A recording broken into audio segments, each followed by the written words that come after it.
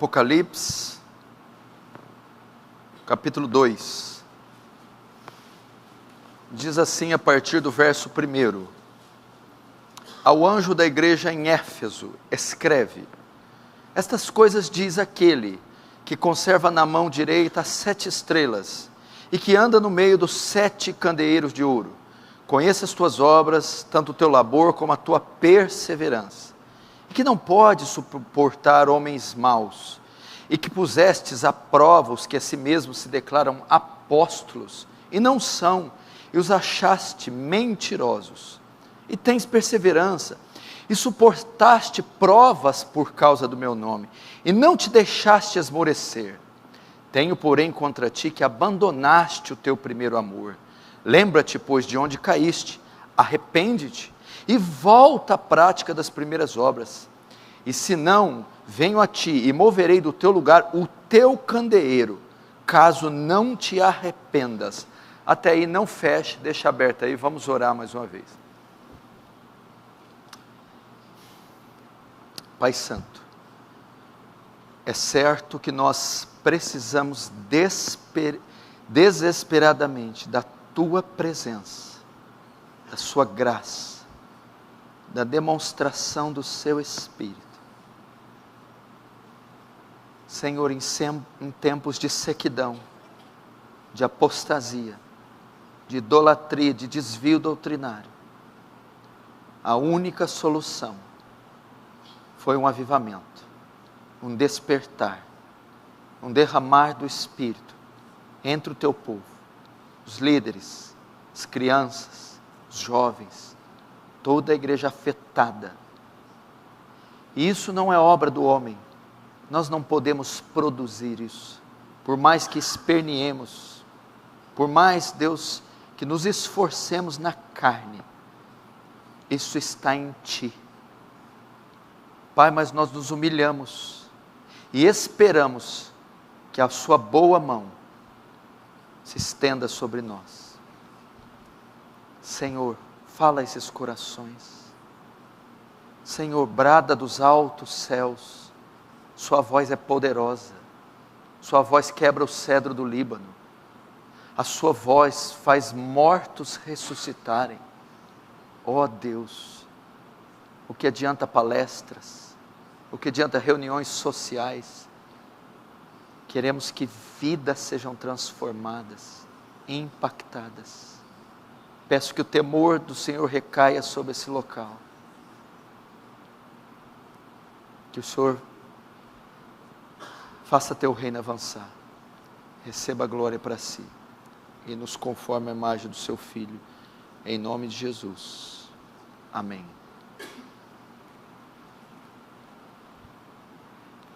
Presta atenção aqui no que eu vou falar. Eu escolhi esse tema, esse texto, em virtude do que está acontecendo nos últimos dias, aqui na igreja. 2 domingos atrás eu preguei sobre avivamento. Foi um culto no domingo, onde o tema foi avivamento. E durante a mensagem eu discorri e abordei alguns avivamentos que ocorreram durante a história da igreja. A igreja tem 2000 anos de história, e pudemos ali narrar alguns desses avivamentos, e também pontuar alguns princípios, evidências de um avivamento. E também eu pude comentar que este tem sido o meu desejo, pelo menos nos últimos 18 ou 15 anos, que eu tenho esperado, lido, crido, pregado, orado por um avivamento. Desde lá então algumas pessoas foram tocadas a comprar essa ideia, a orar também por um avivamento, se reunir, falar sobre isso, ler sobre isso, jejuar por isso. E ontem nós tivemos uma vigília, como eu tinha convocado vocês, no domingo, para se apresentar na vigília. E ontem nós tivemos ali, eu não sei o número, mas eu acredito que tinha perto de 200 pessoas, ou mais, eu não sei. Eu só sei que foi o maior número de pessoas presentes em uma vigília na história dessa igreja. Eu nunca vi tantas pessoas em todos os anos que eu estou à frente dessa igreja. E também ela foi uma das melhores vigílias, talvez, dos últimos 2, 5 anos, por conta do número de pessoas, por conta do que nós ouvimos lá, e por conta do que, a forma que algumas pessoas foram tocadas. Isso reporta um tema que é comum quando a igreja começa a acordar, quando os jovens são mobilizados, e começam a deixar de ficar paquerando menina e pensando em se casar com 18 anos, e começam a se voltar para a presença de Deus. Esse tema, o nome que nós damos a isso é o primeiro amor, a volta ao primeiro amor, ou aquele que entra no primeiro amor. E esse texto de Apocalipse 2, que está sendo falado, cujo o protagonista é a igreja de Éfeso, é uma carta endereçada de Cristo para a igreja de Éfeso, vai tratar disso. A volta do primeiro amor, o primeiro amor. O que é basicamente o primeiro amor? O que esse termo significa? Fala de amor, né? O amor dos efésios havia se esfriado. O amor por Deus, pelas coisas sagradas, o entusiasmo, a alegria. E por que fala primeiro amor? Primeiro amor. Porque ele dá a ideia daquele sentimento que marca a vida do homem e da mulher quando ele vem a Cristo, quando ele acaba de se converter. É aquele sentimento dos primeiros meses da fé, na fé, onde nós estamos com o coração todo voltado para Cristo, em obedecê-lo, servi-lo, cantar louvores para Ele, ler a sua palavra, fugir do pecado. Isso é chamado do primeiro amor, o cuidado inicial que nós temos com Cristo. A devoção, o fervor, o temor, a alegria, o entusiasmo, que o nosso coração é tomado nos primeiros meses, até anos de fé.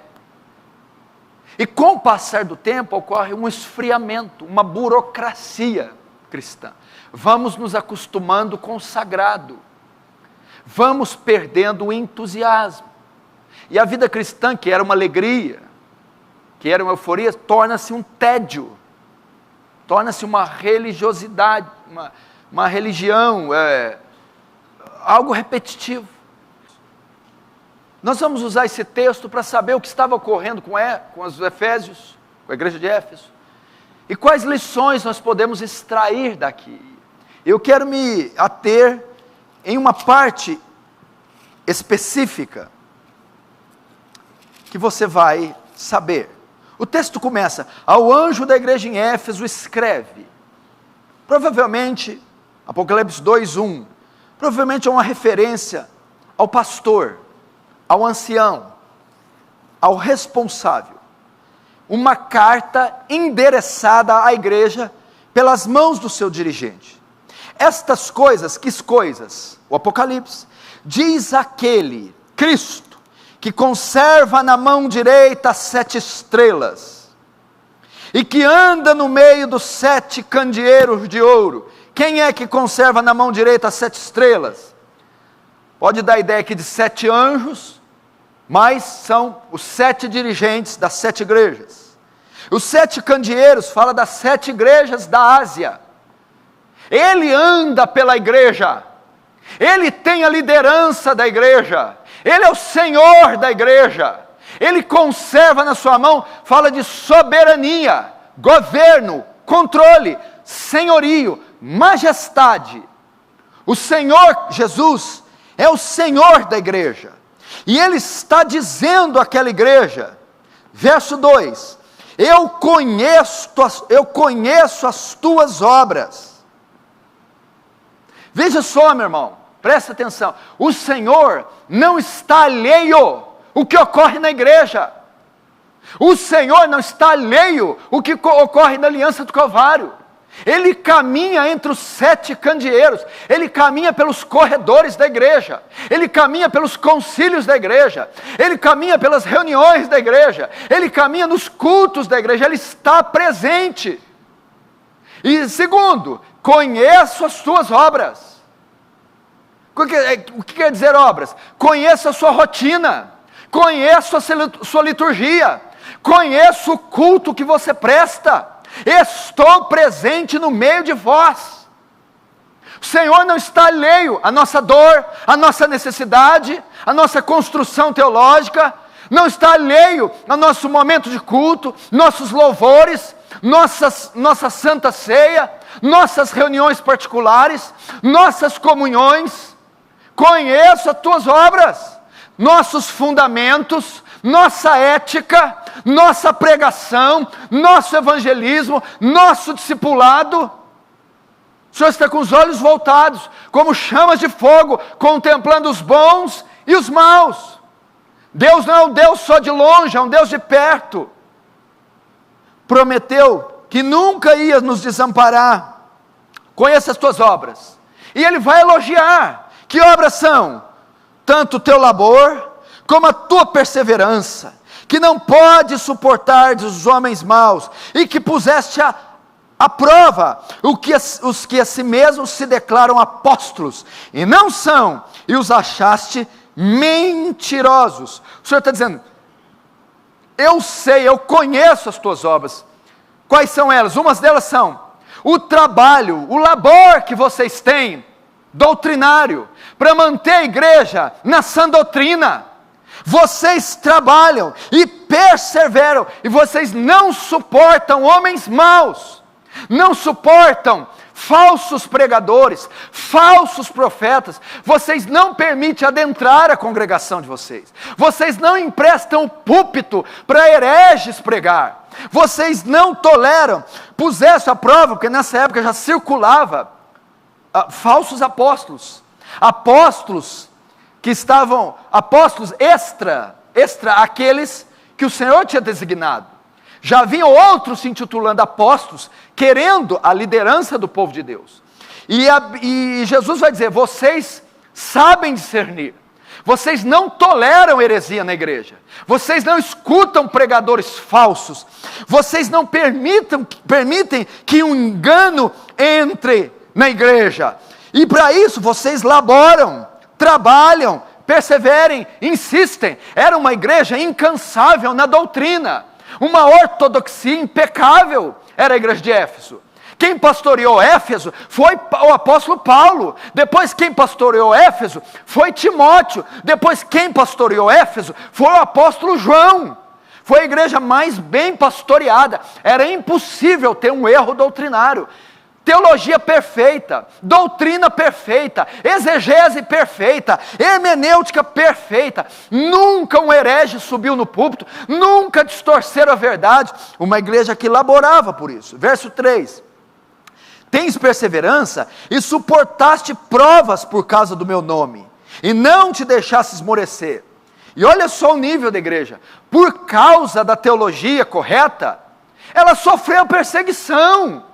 É uma igreja íntegra, uma igreja honesta, uma igreja que não arredava o pé da verdade, uma igreja que não vendia suas convicções, um povo que não vendia suas convicções, e por causa de ser reto, ortodoxia significa isso, doutrina reta, doutrina certa, sofriam perseguições,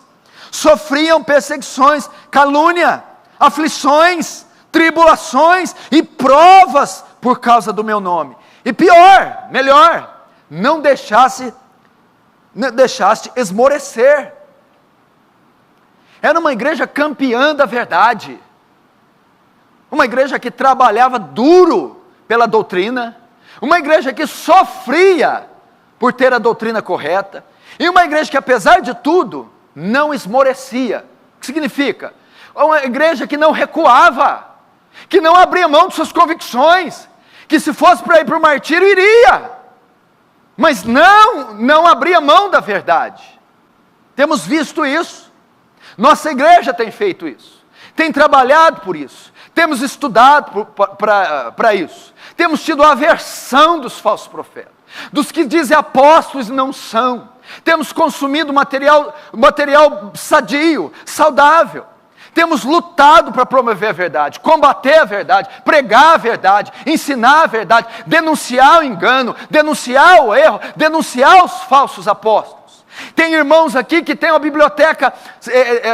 biblioteca saudável, têm comprado bons livros, assistido bons pregadores, não toleram a teologia da prosperidade, não toleram o engano, o curandelismo, o charlatanismo. E o Senhor louvou a igreja por isso. É louvável ter uma ortodoxia certa, uma teologia certa. É louvável não aceitar o engano, o erro. É louvável estudar 1, 2, 10 horas as Escrituras, os originais grego e hebraico, os grandes teólogos, as grandes confissões de fé, as grandes doutrinas na história da igreja. Éfeso, nesse sentido, era impecável, elaborava, perseverava, insistia, ao ponto de sofrer perseguição e não esmorecer. Mas agora começa a advertência. O Senhor vai dizer que isso não é suficiente. Ele vai dizer até mais, que isso não serve para quase nada. Ele vai dizer que isso não é suficiente. Ele vai começar no verso 4, tenho porém contra ti. Só essa frase. Como é que pode uma igreja que foi pastoreada por Paulo, pastoreada por João, pastoreada por Timóteo, por Priscila e Áquila, uma igreja impecável, que recebeu essa bateria de elogios, não suporta heresia, não suporta o engano, persevera, labora, trabalha, sofre perseguição, não esmorece, mas eu tenho algo contra ti. Eu tenho algo contra ti. O quê? Que abandonaste, deixaste o teu primeiro amor. O que o Senhor está dizendo? Toda essa ortodoxia, toda essa batalha pela verdade, sem amor por mim, é inútil. É inútil. O amor de vocês se esfriou. Vocês lutam pela verdade, mas sem amor. Vocês fazem cultos, mas sem amor. Evangelizam, mas sem amor. Vocês professam a fé da mesma forma de antes, mas sem amor, sem alegria. Quando Jesus começa dizendo, tenho contra ti, presta atenção. O que ele quer querendo dizer? Tenho porém contra ti. Ele está dizendo, irmão, você não pode ignorar, que isto é relevante para Deus. Que Deus se importa com isso, que isso não pode simplesmente ser deixado de lado. Ele está discorrendo num livro fantástico, ele está dizendo algo, ele está dando a avaliação das igrejas, a avaliação que ele fez das igrejas, e ele aponta isso como algo relevante. Tenho, porém, contra ti. É algo que Deus se importa. Deus está dizendo que não adianta nada, toda a burocracia externa, sem que o coração esteja voltado para Ele. É como se ele estivesse condenando o culto fariseu. O culto fariseu era impecável, era um culto revestido de todos os acessórios religiosos que podia se imaginar. Era um culto perfeito, com as datas perfeitas, com o horário preciso, com todos os ingredientes, os rituais cumpridos com precisão. E o Senhor diz, esse povo me honra com os lábios, mas o seu coração está longe de mim, em vão me adoram. Tenho, porém, contra ti. Isso quer dizer o quê? Irmãos, o Senhor está dizendo que a frieza incomoda o Senhor. Ele está dizendo que não adianta você vir aqui hoje, vir amanhã, não adianta você ler antes de dormir, não adianta, se você perdeu a alegria, se você não faz com entusiasmo, isso incomoda o Senhor, isso não o satisfaz, isso não agrada a Deus. Esses estado que uma igreja se encontra, esse estado que um pastor pode chegar, que um irmão pode chegar, não agrada ao Senhor. Tenho, porém, contra ti, eu tenho uma advertência a fazer. Como é que pode uma advertência com uma igreja que ele elogiou dessa forma? Uma igreja impecável. O Senhor não aceita um culto burocrático, o Senhor não aceita um culto litúrgico, o Senhor não aceita pregar no Santo Livro por pegar, o Senhor não aceita uma oração religiosa, o Senhor não aceita a prática destituída do amor, o Senhor não aceita o voto destituído da paixão, o Senhor não aceita a religião destituída do prazer. Ele se importa. Isso é muito sério. Você, quanto tempo está nessa igreja? 1 ano, 2, 5, 10, 20. Você continua fazendo as mesmas coisas. Você vê, qual é o número desse culto de sábado que você vem? É o seu 100º culto de sábado? É o seu 12º culto de sábado? É o seu 1000º culto de sábado? Você continua. Esses louvores, você canta pela 100ª vez. Você leu a Bíblia ontem pela 1000ª vez. Não é isso que ele está condenando ou criticando. É a forma que você vem fazendo, sem disposição, sem paixão, sem fervor, sem entusiasmo, sem alegria, sem prazer. Deus se importa com isso, só essa frase revela: tenho, porém, contra ti. É uma advertência que mostra que o Senhor está incomodado. Este estado não agrada a Deus. Como foi para vir hoje? Como foi para ir na vigília ontem? Como será para ir na escola dominical amanhã? Como vai ser que você ajoelhar na cabeceira da cama para orar? Como é que você pega o Santo Livro? Como é que você sai para evangelizar? Como é que você testemunha? Como fica o seu coração 30 hora, 40, 1 hora antes do culto? Como você vê a Deus? Como você enxerga as coisas? É disso que ele está falando. A analogia que é simples, ele vai usar isso depois, de marido e a mulher. Quando você faz algo para a mulher, você não vai lá e não dá um presente? Um buquê de flores? Ou a mulher não cozinha para você? Essas práticas são as mesmas há anos. Mas a mulher não se agrada que você faça algo sem a intenção, sem prazer, sem alegria. Você sabe que dia é hoje? Não. É o dia do nosso 8º aniversário de casamento. Que legal. Você entendeu? Sabe que dia é amanhã? O meu aniversário. Eu esqueci, mas eu te mando mensagem. Veja só, a comemoração é a mesma, a lembrança é a mesma, o jantar é o mesmo, a compra no shopping é o mesmo. Mas veja só, a esposa não tolera que a prática seja desprovida do amor. A esposa quer ver brilho nos olhos do marido, prazer por ter chegado do trabalho e vê-la, prazer por relembrar essa data especial, mostrar entusiasmo, alegria, mostrar paixão, com o olhar, com o sorriso, com o pulsar do coração. Ela não aceita uma comunhão, ela não aceita uma relação desprovida do prazer, da alegria, da emoção. Não aceita.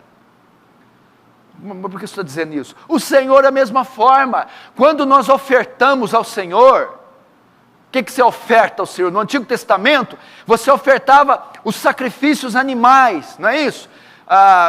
O cereal, o cordeiro, os bois, touros. Hoje nós continuamos ofertando o louvor, a adoração, dízimos e ofertas. Nós continuamos ofertando o jejum. Mas quando nós ofertamos, Deus não se atenta para a oferta. Ele se atenta para o nosso coração. coração. Foi isso que ele falou para Caim: por que descaiu o seu semblante? Eu não aceitei a sua oferta porque ela é má, veio de um coração mau. Não é o elemento de oferta, é o seu coração, Caim. Coração avarento, um coração duplo, um coração dobre. Hoje é a mesma coisa. Não foi os centímetros que a sua mão foi para cima, não foi o timbre de voz, os decibéis de voz, não foi isso, meu irmão. Não foi a hora que você se trocou, foi o seu coração, como ele se posicionou. E é isso que Deus vê.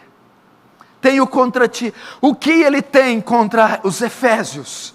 Verso 4: tenho porém contra ti que abandonaste o teu primeiro amor. Abandonaste o teu primeiro amor. O primeiro amor é o que ele estava dizendo. Veja só a ideia deles aqui. O que é o primeiro amor? Aqui ele está escrevendo no século 90, no ano 90. Quando Paulo começa as viagens missionárias, vai plantar a igreja, provavelmente é no ano 60. A igreja já tinha de 20 a 30 anos de existência. Aí, o que aconteceu 30 anos atrás? 30 anos atrás, quando Paulo vai para Éfeso, ocorre um avivamento. Éfeso vai estar lá. A igreja estava instalada na capital da Ásia, a cidade de Éfeso. Ali estava o grande templo da deusa Diana dos Efésios, da Artemis. Paulo chega lá e faz um rebuliço, começa a pregar e começa a converter, e pessoas abandonam o pecado, a magia, e faz milagres, faz sinais, e um avivamento explode. A igreja de Éfeso foi fundada nesse pano de fundo. Os cristãos estavam radiantes, rejubilantes. Ali se deu as primeiras obras. O primeiro amor de Éfeso foi naquela viagem de Paulo, foi na fundação. Os crentes serviam com entusiasmo, com alegria. Vamos ver como era. Abre em Atos 19 para você ver. Atos 19, para você ver. Abandonaste teu primeiro amor. Que primeiro amor é esse que Cristo está dizendo? Por que ele usou primeiro? Por que não falou abandonou amor? Porque ele falou primeiro amor. Vamos lá, Atos 19, verso 8. Durante 3 meses, veja só o que aconteceu em Éfeso. Paulo frequentou a sinagoga, onde falava ousadamente, dissertando e persuadindo com respeito ao reino de Deus. Visto que alguns deles se mostravam compedernidos e descrentes, falando mal do caminho diante da multidão, Paulo, apartando-se deles, separou os discípulos, passando a discorrer diariamente na escola de Tirano. Durou isso por espaço de 2 anos, dando ensejo a que todos os habitantes da Ásia ouvissem a palavra do Senhor, tanto judeus como gregos. Deus, pelas mãos de Paulo, olha só as primeiras evidências de um avivamento, de um despertar, de uma igreja no primeiro amor, fazia milagres extraordinários. Primeiro, milagres, a ponto de levar aos enfermos lenços e aventais do seu uso pessoal, diante dos quais as enfermidades fugiam de suas vítimas. E os espíritos malignos se retiravam. Libertação. E alguns judeus exorcistas ambulantes, tentando invocar o nome do Senhor Jesus, possessos malignos, diriam: esconjuramos-vos por Jesus, a quem Paulo prega. Os que faziam isto eram 7 filhos de um judeu chamado Seva, sumo sacerdote. Mas o espírito maligno respondeu: conheço a Jesus e sei quem é Paulo, expressão no mundo espiritual, um homem que incomodava as trevas, mas vós quem sois? E o possesso do espírito maligno se alçou sobre eles, subjugando a todos, de tal modo que prevaleceu contra eles, e desnudos feridos saíram daquela casa. Agora 17, olha só, irmão, como que a igreja nasceu. Chegou este fato ao conhecimento de todos, assim judeus como gregos, habitantes de Éfeso. Veio o temor sobre todos eles, e o nome do Senhor Jesus foi engrandecido. Muitos dos que creram vieram confessando e denunciando publicamente suas próprias obras. Também muitos dos que haviam praticado artes mágicas, reunindo os seus livros, os queimaram diante de todos. Calculados os seus preços, achou-se que montavam a 50.000 denários. Agora o verso 20. Assim, a palavra do Senhor crescia e prevalecia poderosamente. Esse é o pano de fundo. É assim que nasceu a igreja, nesse Pentecoste, nesse despertar. Prodígios aconteciam, demônios eram expulsos, milagres, sinais, coisas maravilhosas. Agora o efeito do avivamento, veja só, Efésios capítulo 1, Efésios capítulo 1, olha só. A igreja foi fundada, agora veja como ela caminhava. Efésios 1, verso 15. Por isso também eu, tendo ouvido a fé que há entre vós no Senhor Jesus e o amor para com todos os santos, não cesso de dar graça por vós, fazendo menção de vós nas minhas orações. O que Paulo ficou ouvindo depois que ele saiu? Eu estou ouvindo da fé de vocês, do primeiro amor de vocês, do amor para com os irmãos, da fé em Jesus. É disso que Jesus está falando lá em Apocalipse. É isso aqui que ele está falando. Tenho contra ti que deixaste esta época, o amor que tinham quando Paulo foi lá, quando a igreja foi fundada em meio a um avivamento, quando vocês foram elogiados por toda a Ásia, pelo amor, pela devoção, pela pureza, pelo zelo, pela inocência, pela ingenuidade. São os primeiros anos de fé. É isso que o Senhor está cobrando de você. Eu tenho contra você que você deixaste. Mas o que eu deixei? Você continua bíblico, ortodoxo, severo, crítico, mas sem paixão, sem inocência, sem pureza, sem virtudes, sem graça. Essa é a ideia, meu irmão. Tenho contra ti que deixaste o teu primeiro amor.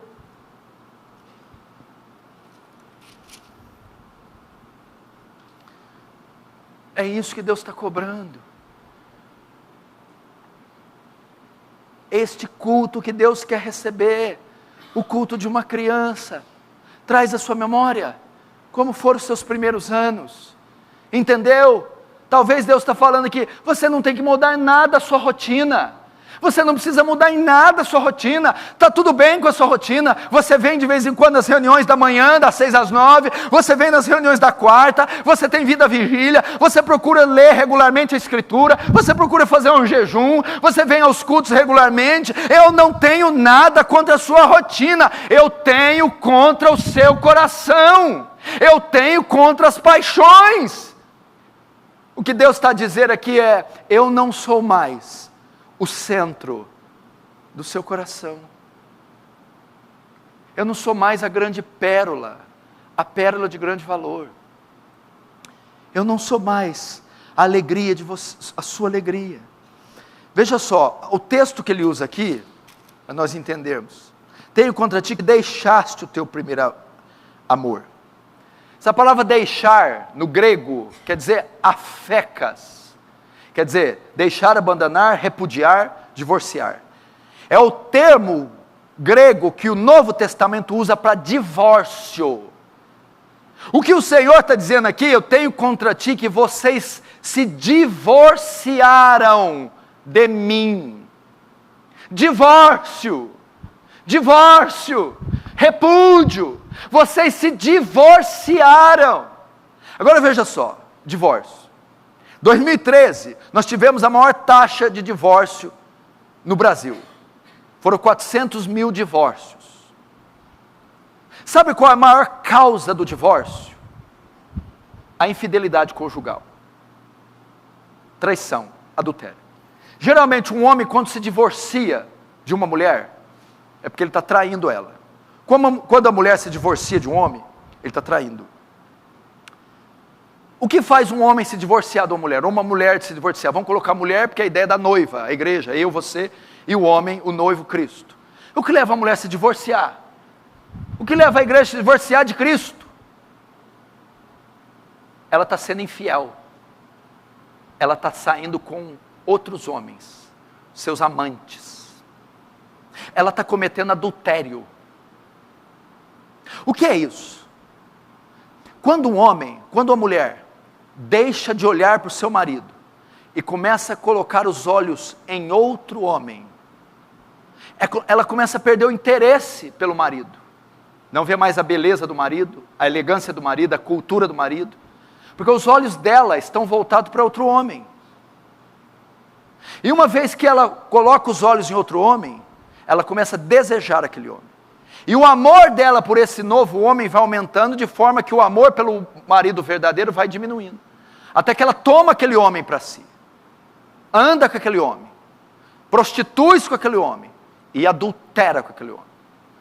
Adulterando com aquele homem, ela começa a viver uma vida dupla. Cumpre os seus votos com o seu marido verdadeiro, mas começa a cumprir como? Janta com ele, mas sem alegria, não gosta mais dele, continua jantando. Sai com ele para fazer como? Sai, mas seca, ríspida, sem o sorriso. Continua praticando a intimidade, mas não tem prazer na relação com aquele homem.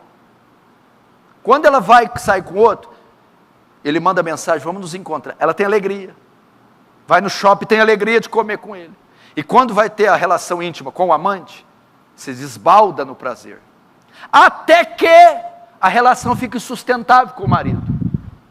E ela pede carta de divórcio. Para ser agora de outro homem. Sabe por que nós perdemos o primeiro amor? A palavra não é perder, não é deixar, é divorciar. É porque nós, depois de um determinado tempo na fé, os primeiros anos, nossos olhos estão voltados somente para Cristo, somente para as Escrituras, somente para a cruz, somente para o Evangelho. Não temos olhos para outra pessoa, outro ser, outro ídolo. Então nosso coração está cheio de júbilo, entusiasmo, mas com o passar do tempo, nós começamos a tirar nossos olhos do Senhor e colocar os olhos em outra pessoa, em outro objeto, nos nossos amantes. Foi assim que Davi caiu. Por que Davi caiu? O Salmo 51, Davi não menciona em momento nenhum o adultério com Batseba. É o salmo de confissão. E ele só vai dizer: não me lance fora da tua presença, não retire de mim teu espírito, torna-me da alegria da sua salvação. Por que ele usa esses termos em vez de falar de Batseba? Porque Davi sabia: eu caí, eu pequei, porque eu tirei os olhos do Senhor e os coloquei em Batseba. Eu não adulterei com a minha mulher, eu adulterei contra o Senhor. Eu voltei os olhos para ela. Meu irmão, nós estamos fazendo o quê? Tirando os olhos de Cristo e colocando no mundo. As coisas do mundo são os nossos amantes. Os ganhos, os lucros, os diplomas, os namoros, os relacionamentos. Nós começamos a botar os olhos para eles. E o nosso relacionamento com Cristo começa a se esfriar. Nós perdemos entusiasmo por Cristo, alegria por Cristo, porque agora nós decidimos seguir uma carreira brilhante profissional, e nós investimos todo o nosso coração, toda a nossa força, toda a nossa emoção naquilo. Ou é um relacionamento com o sexo oposto, toda a força, todo o vigor com aquela garota, com aquele rapaz, as atrações, os esportes, o prazer sexual, os lucros, a ostentação, a opulência, o luxo, o louvor dos homens, o ministério, o glamour da terra. E nós vamos botando os olhos, e o que nós fazemos? Começamos a nos relacionar com eles. Parte do nosso tempo que era gasto com o Senhor, é gasto com eles, é gasto com as futilidades, é gasto com o hedonismo, é gasto com o prazer dessa terra, é gasto com as férias, com o dinheiro, com as compras, com os gastos, com os lucros. Até que nós fazemos o quê? Traímos, fornicamos com o mundo. É o que Jesus foi tentado. Satanás veio fazer o que para ele? Chegou diante dele e veio o tentador, disse: veja, E mostrou-lhe ao Senhor todos os reinos da terra, e disse: tudo isso eu te dou, porque a mim foi dado, se prostrado me adorar.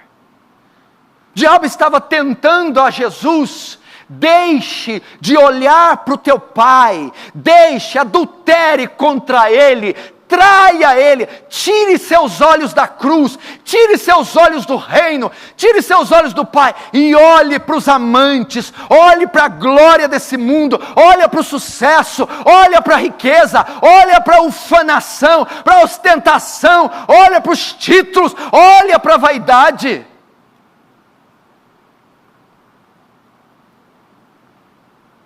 Você perdeu a alegria porque você está saindo com seus amantes. Você não tem mais olhos para Cristo, porque os seus olhos estão voltados para o mundo, para os negócios, para as mulheres, para os títulos, para os aplausos, para os elogios, para a brevidade da vida, a futilidade da vida, a previsibilidade da vida. Então, quando você vem ao culto, ele sorri para você, você não corresponde com um sorriso. Ele abraça você com calor, seu abraço é frio. Ele conversa com você, você responde de forma ríspida. Por quê? Porque o seu coração, os seus olhos estão voltados para os seus amantes. Até que chega o quê? A traição. Até que você devota mais louvor a esses amantes, até que você devota toda a emoção, seu sentimento a esses amantes, até que você impõe e se empenha, se emprega toda a força, recurso, avidez, todo o intelecto, todo o dinheiro, toda a emoção para satisfazer esses amantes. Então você adultera com eles, fornica com eles e trai o seu Senhor. Aí o que acontece? O divórcio é inevitável. O divórcio é inevitável. Você passa a fazer uma aliança com esses amantes, andar com esses amantes, e deixou a Cristo. Essa é a ideia de Paulo, e é isso que eu queria me ater. Meu irmão, você está divorciando de Cristo. E é assim, meu irmão, nós somos tentados diariamente com as novidades desse mundo. Nós somos tentados com as novidades. A tentação que nos vem, semelhante a de Jesus, desista disso, desista da cruz, desista desse caminho estreito, desista desse labor, desista do seu chamado, desista do ministério, desista de se consagrar, desista de lutar com o pecado. Venha para você ver o que eu tenho para você. Eu tenho um mundo, eu tenho um leque de opções, eu tenho um leque de situações que vai trazer gozo, satisfação, alegria. E os nossos olhos são levados a olhar para esses amantes. Essa é a razão. A insinuância lógica, clara e simples. Você não deixa de gostar da sua mulher à toa. Não é assim. Aquela quem você jurou fidelidade, jurou paixão, jurou amor, aquela quem você declarou ser a mulher da sua vida, aquela quem você declarou estar junto até a morte, isso não pode ter saído do nada. É porque você está voltando os olhos para outra pessoa. É por essa razão. É por essa razão que esfriou a relação. É por essa razão que perdeu a alegria, o entusiasmo, o prazer. Tudo se tornou burocracia, tudo se tornou repetição, tudo se tornou um contrato engessado. É porque você está olhando para outra mulher. Da mesma forma, meu irmão, o louvor não tem mais o mesmo peso, a pregação não tem mais o mesmo calor, a vida devocional não tem mais a mesma expectativa, porque a nossa mente está embotada das coisas desse mundo, o nosso coração está turvo com as torrentes mundanas dessa terra. A outra ideia aqui também é a mesma coisa, de Mateus capítulo 5, as bem-aventuranças, bem-aventurados puros de coração, porque eles verão a Deus. Esse verão aqui, presta atenção, a sua mulher é bela, a sua mulher tem virtudes. Você já viu quando uma pessoa tira os olhos da mulher e começa a botar na amante, ele não vê mais virtude alguma na esposa? Ele não vê nenhuma beleza, nenhum detalhe. A mulher é feia, a mulher é burra, a mulher é esquisita, a mulher é estranha. Ele não consegue ver virtude, beleza nenhuma. Meu irmão, ver a Deus aqui é ver a beleza, é contemplar a sabedoria. Bem-aventurados puros de coração, porque eles verão minha beleza, eles contemplarão minha glória, eles verão minha sabedoria, eu me revelarei a eles. A pessoa que está no primeiro amor conhece a Deus, vê a glória de Deus, participa do poder de Deus, vê a ciência de Deus, mas a partir do momento que ele tira os olhos de Deus, o puro de coração é o quê? Aquele que não tem as lealdades competindo. A palavra grega fala de purificar o metal. Quando você pega o ouro, ele é valioso, mas está cheio de detrito, de metais, que comprometem a pureza dele. O Senhor está dizendo que o coração que vê a Deus, é um coração sem metais, sem ídolos, sem amantes, é um coração só dele, só dele, só dele. Por que nós não estamos vendo a Deus? Por que nós largamos nosso primeiro amor? Por causa dos ídolos do nosso coração. Você colocou um ídolo aí chamado trabalho, você colocou um ídolo aí chamado esposa, você colocou um ídolo aí chamado filhos, você colocou um ídolo aí chamado ministério. São metais. É por isso que você deixou o primeiro amor, é por isso que você se esfriou. O seu coração não é só dele, não é mais só dele. Veja onde você colocou esse ídolo chamado marido, onde você colocou esse ídolo chamado dinheiro, esse ídolo chamado beleza e vaidade, esse ídolo chamado orgulho. Esse lugar aí é de Deus, é de Cristo, é só dele. Mas você colocou lá seus amantes, seus amantes. É muita gente para dividir com ele, é muito ídolo para dividir com ele, é muita lealdade para dividir com ele. Aí o que acontece? Você não sai da igreja, não deixa de ler, de orar, de participar, de evangelizar, de pregar, de pastorear, de discipular, de cuidar da esposa, de viver de cristão.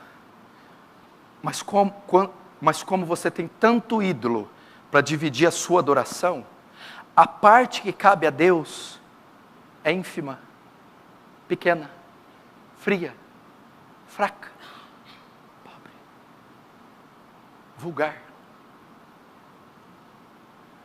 Não tem paixão, não tem alegria.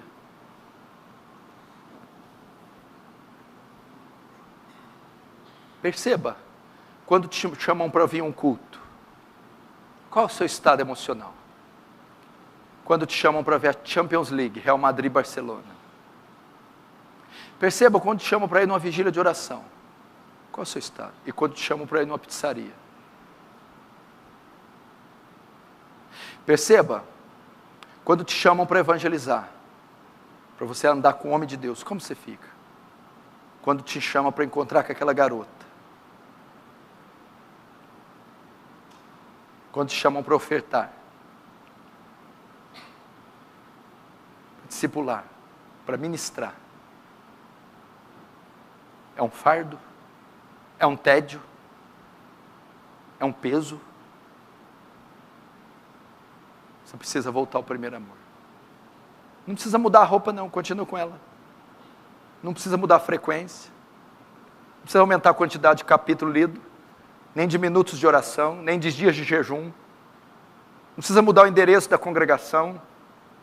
Não precisa mudar a nota musical, o acorde musical, não precisa aumentar o membro do coral, não precisa aumentar o instrumentista, não precisa aumentar o decibel, não precisa mudar a mesa, o técnico, não precisa de acrescentar nada aos elementos externos de culto, nada. Você só vai mudar o seu coração, aquilo que é seu tédio, aquilo que é um fardo, agora será a sua alegria. O seu coração pulsa, acelera a frequência cardíaca, por conta do amado da sua alma.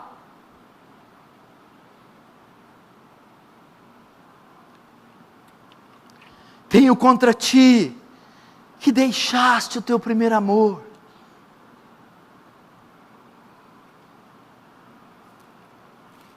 Que mais ele vai dizer? Verso 5: lembra-te, pois, de onde caíste.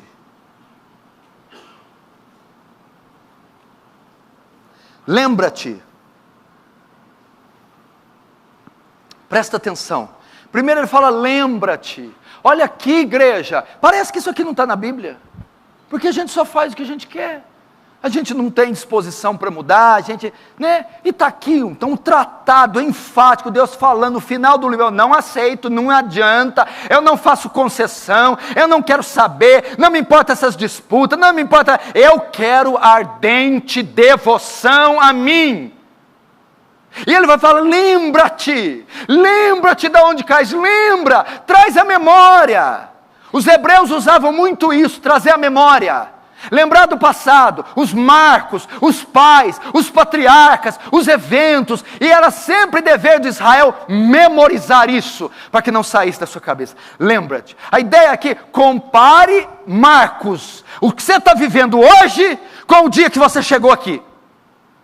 Compare os seus 2 primeiros anos de fé com os seus dias de hoje. A ideia é essa aqui: comparar aquilo que vocês eram com aquilo que vocês são.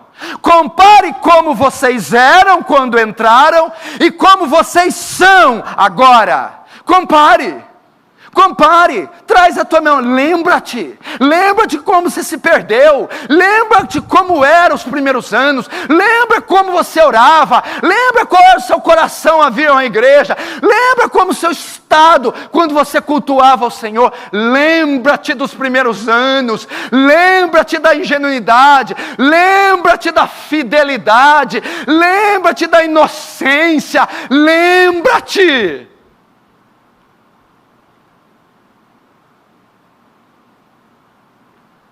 Você lembra?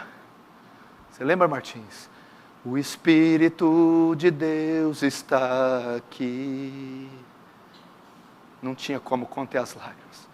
Operando em nossos corações. Queria saber o tamanho da igreja, a estrutura da igreja, a confissão de fé da igreja, o bigode do pastor da igreja. Eu estava na presença de Deus. Os feridos de alma são curados, os cativos e oprimidos livres são. Lembra-te, a primeira vez que pisou no vale para orar numa vigília. Lembra-te como você lia a Bíblia. Você lembra quando você lia a Bíblia? Pega a sua primeira Bíblia, pega os comentários no parágrafo, a dedicação, os comentários ingênuos, singelos, os versículos decorados, como você se dirigia a esse livro com pudor, reverência, zelo, temor, e como você lia com emoção, coração palpitando. Lembra-te o primeiro louvor que você ouviu, quando você chegou aqui, diante do trono do alto Deus, tenho perfeito e bom clamor, meu sumo sacerdote amor, sempre intercede ao meu favor. A primeira ceia, lembra-te o dia do teu batismo, que você vestiu a bata, lembra-te de descer na piscina, no rio, nas águas, por aspersão e imersão, lembra-te da devoção, lembra do jejum custoso, chorando, caindo, quebrando, tentando fazer de novo, mas querendo, Senhor, aceita o jejum de um moribundo, aceita desse jovem tolo, aceita. Lembra-te, igreja, lembra-te quando você veio aqui e começou a namorar. Agora nós éramos namorados no mundo, agora estamos aqui, não podemos nos tocar, não podemos ter relações íntimas, sexuais, não. E faziam com um pudor, com uma categoria, com uma classe, com uma pureza. Lembra-te. Lembra dos seus pedidos, lembra como é que você orava, você lembra o que você pedia, você lembra quais eram os alvos de oração no seu primeiro ano, quem você queria ser, onde você queria chegar, quais votos você fazia, você lembra da inocência, da pureza, associada ao atrevimento, à ousadia. Lembra que você nunca bocejou num culto de forma a desdenhar, mas se policiava, uma pessoa temente, atenta à pregação, reverente com a vestimenta, cuidado com o horário, piedosa, pura. É isso que ele está dizendo. Lembra-te. Lembra-te, traz a memória, comparar aquilo que você era no passado, com o que você é no presente. É a ideia. Lembra-te, igreja, vamos voltar à paixão, vamos tirar todo o mecanicismo do nosso culto, toda a ortodoxia morta, crítica, engessada, inútil. Vamos ter uma vida de paixão. Lembra-te, tem tanta coisa para lembrar, tem tantas vigílias, tem tantas orações, tem tantos evangelismos, tem tanta coisa linda, tem tanta cena, tem tanta pregação em cassete, o vinil da última trombeta, os cassetes dos antigos pastores, os videocassetes, quanta coisa nos marcou, como nós íamos deitar com assombro, com temor, com reverência. Que coisa linda! Louvorzão de férias, conferências, congressos, vigílias até 6 horas da manhã, ler a Bíblia pela primeira vez inteira. Você lembra quando você leu Apocalipse 22? E terminou, Maranata, hora vem Senhor Jesus. Qual foi o sentimento que você teve? Meu Deus do céu, eu li a Bíblia inteira pela primeira vez. Lembra-te, você vindo de bicicleta, lembra do táxi, do mototáxi, da carona, a pé, lembra-te, lembra de quando você saía dos cultos, terminava os cultos, você lembra o seu coração, não queria ver ninguém, não queria falar com ninguém, não queria fazer nada, cabeça baixa, coração pulsando, mãos transpirando, e você dizia, eu quero Deus, eu preciso de Deus, eu preciso estudar, eu preciso orar, eu preciso ler, eu preciso abandonar o pecado. Lembra-te.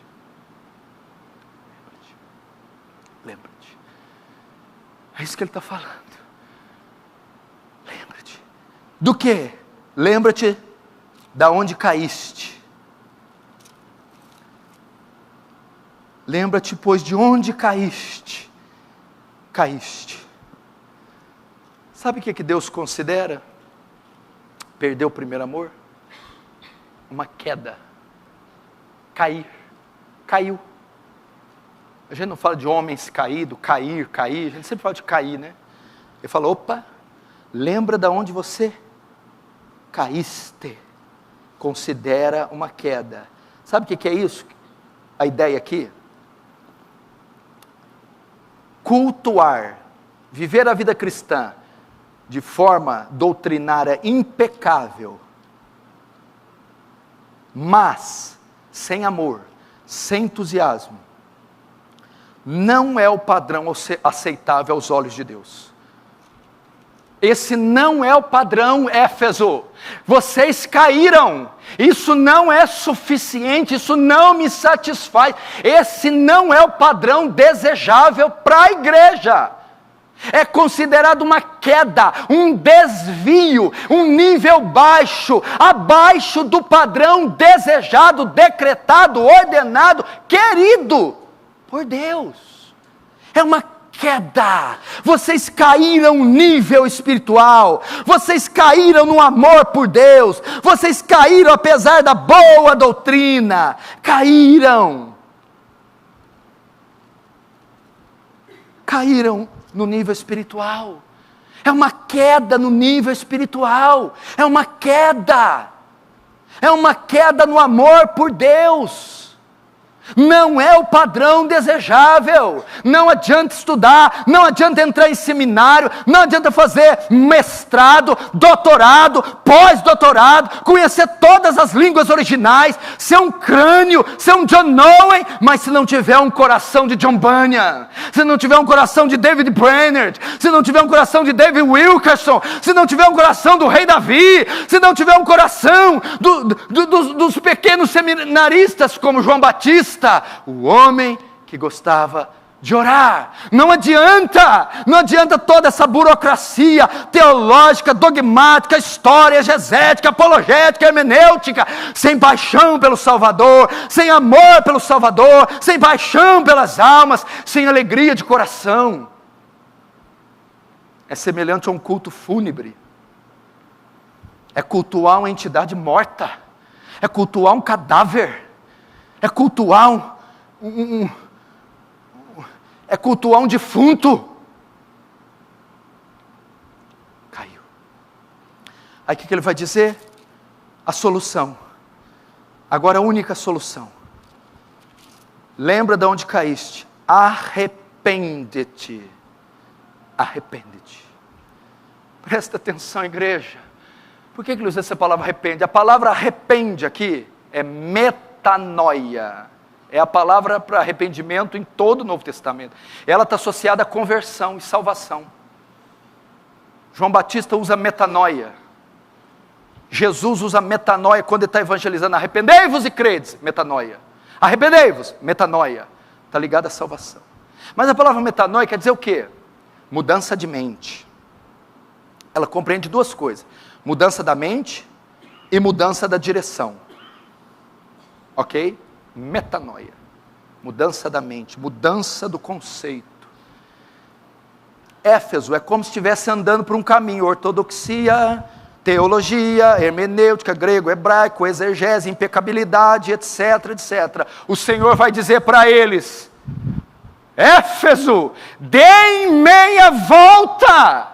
Metanoia, o conceito a respeito de fé está equivocado, é preciso metanoia, mudança. O conceito acerca de culto está errado, metanoia. O conceito de fé, o conceito de oração, o conceito de culto, o conceito de jejum, o conceito de prática cristã está equivocado. Vocês estão cegos. Não se fiem na ortodoxia apenas, vocês vão se dar mal.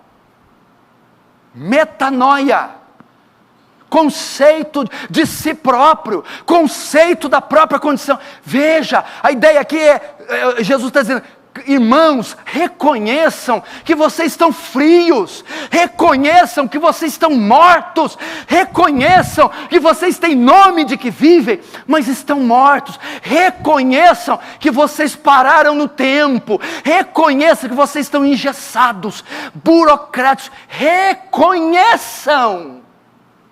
E depois, metanoia, mudem a direção. Mudança de mente e volta de 180 graus. A ideia é o quê? Tenho contra ti que deixar o teu primeiro amor. Tenho porém contra ti que abandonaste o teu primeiro amor. Lembra de onde caíste e arrepende-te. Muda teu conceito de si mesmo e dê um giro de 180 graus. Para quê? Eles estavam caminhando para as novas práticas, novas obras. A metanoia era: volta e pratica as antigas obras.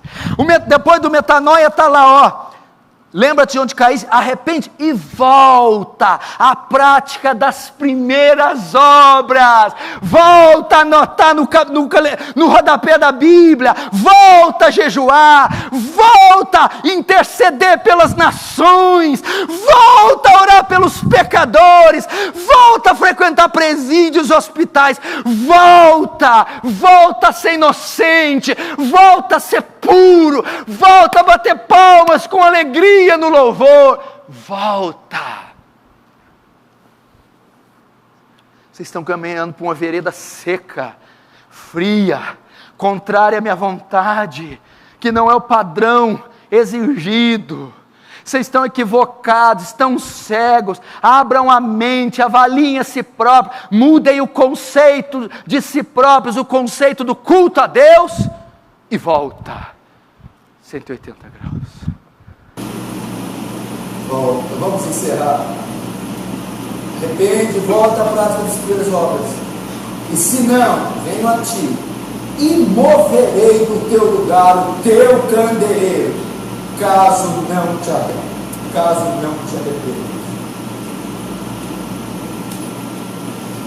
Meu irmão, coisa forte que o Senhor está falando. Mas peraí, ele vai remover o candeeiro por uma igreja ortodoxa, bíblica, doutrinária, que não tem pecado, não tem heresia, só por causa de primeiro amor, para você ver como Deus considera. Lembra de onde caíste?